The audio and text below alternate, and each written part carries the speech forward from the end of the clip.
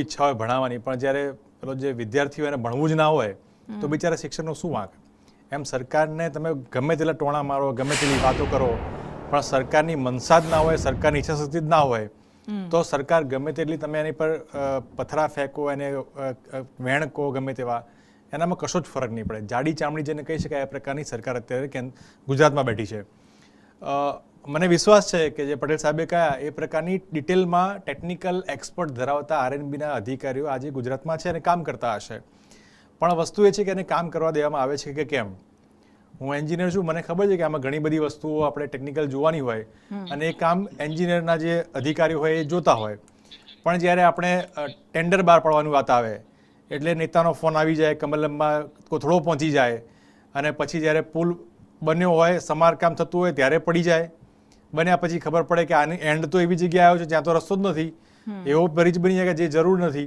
એટલે આ બધી વસ્તુ ત્યારે જ થાય કે જ્યારે સરકારે છૂટો દોર આપી દીધો કરપ્શન કરવા માટેનો, ભયમુક્ત ભ્રષ્ટાચાર થતો હોય ત્યારે આ વસ્તુ જોવા મળે. અમદાવાદની વાત કરીએ તો અમદાવાદમાં ઘણા બધા બ્રિજ છે જેની તકલીફ છે હાલમાં, પણ પોતે પણ એમને સર્વે કરીને ચેક કરાવ્યું છે. પણ પછી આગળ શું? જ્યાં સુધી કોઈ આવી ઘટના બને ત્યાં સુધી સરકારનું પેટનું પાણી હલતું નથી. અને હું આપના માધ્યમથી સરકારને કહેવા માગું છું, જે સત્તામાં બેઠેલા સત્તાધીશોને કહેવા માગું છું, અધિકારીઓને પણ કહેવા માગું છું કે મારા ગુજરાતીની જીવની કિંમત એ 4 લાખ કે 5 લાખ નથી.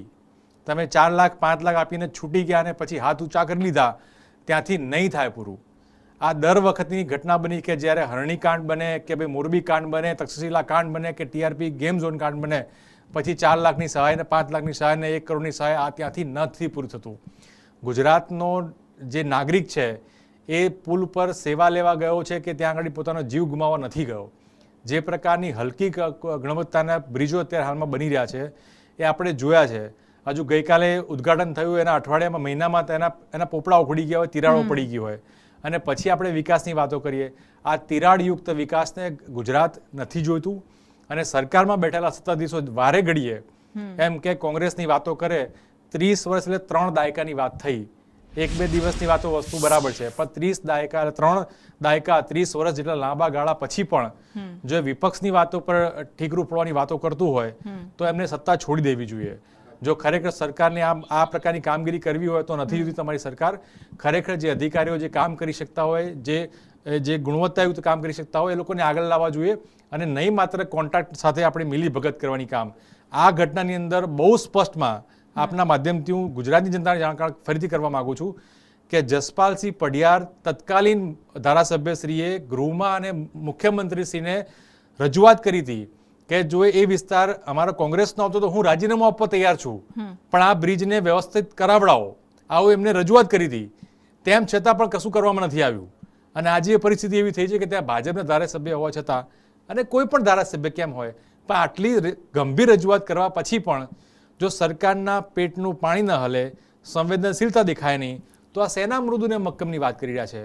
આ દાદાની સરકાર નહીં, દાદાગીરીની સરકાર ચાલી રહી છે. આ દાદાગીરી પર ચાલુ ઉતરી છે કે તમે ગમે તેટલું કરશો, ગમે તેટલી જીવ હોમાઈ જશે, અમે કશું જ નહીં કરીએ. અમને માત્ર મતથી છે, અમારું મતનું તરબાણું ભરાઈ ગયું છે, એટલે અમે શાંતિ છે, અમારે બીજું કશું જોઈતું નથી. ઇલેક્શન આવે ત્યારે અમે વાતો કરીશું.